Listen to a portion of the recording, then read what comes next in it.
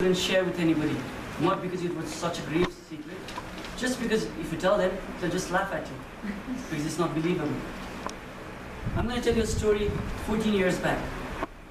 In the year 1999, when me, my brother, and one of my cousins were traveling up northeast, to the base of Mount Kanchenjunga. And we had just traveled a day towards the north from Phungling Bazaar, and we reached this village called Sangpo. Sangpo is a divine name. It was a transit route where there were just 20 some odd houses, where each houses were just lodges for people to spend the night when they come to Phungling Bazaar to buy their stuffs.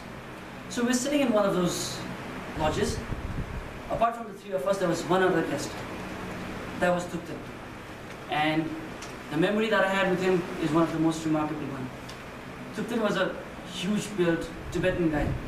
He was loud, he was rough, and he looked very grim. Kind of scary for us. And the kind of conversations he was having with the lodge owner, very aggressive and rugged, we were not very sure we should talk to him. We kept our distances. But suddenly, during dinner time, we realized he was friendly, and he started talking to us, shared jokes, so did we, and slowly the conversation started building in. We realized, though he was very loud and rough, he was not that bad after all. He was friendly and easy to approach to. So we started sharing talks.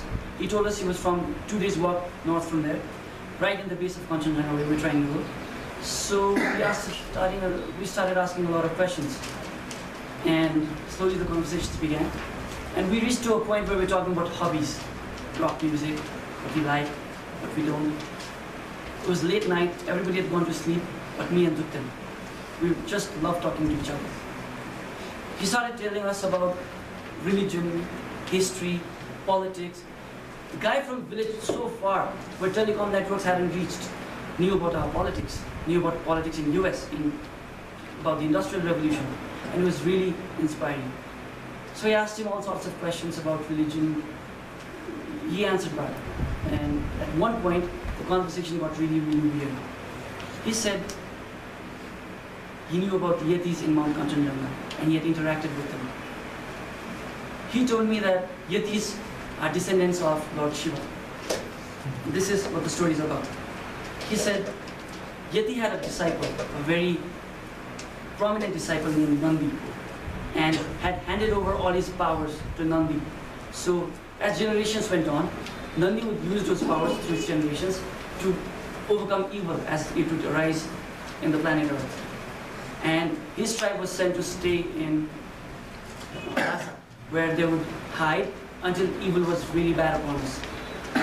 Lhasa was really crowded, and having those secrets protected there got really difficult. So they moved to the Himalayas in the south. He also said Yetis were actually black. They had black hair all over their body, and they lived for 200, 250 years on an average. He also said Yetis had their own language and had their own technologies to sustain themselves up in the mountains.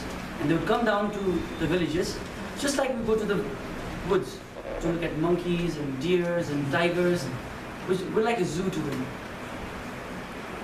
Of course, I understand. I laughed at it as well. And he was offended. He was offended that I believed everything he said except this one story. So he had to prove it to me that Yetis actually existed. So he got furious, angry, and he said, "Do you really want me to prove it?" I got a little shaken back. He was huge after all. He started unbuttoning his shirt. I had doubts about his sexual orientation for a while. He started opening his cuffs. I got even more scared. So he just opened his shirt a little bit and showed me his chest hair. It wasn't just any chest hair, it was like a goat's body. Thick black hair. Some in his arms as well. He asked me to come forward and touch them. I was even further scared. So I just ran out, went to my brother and shook me up. Said, "You have to see this." He just shot me off and dismissed me.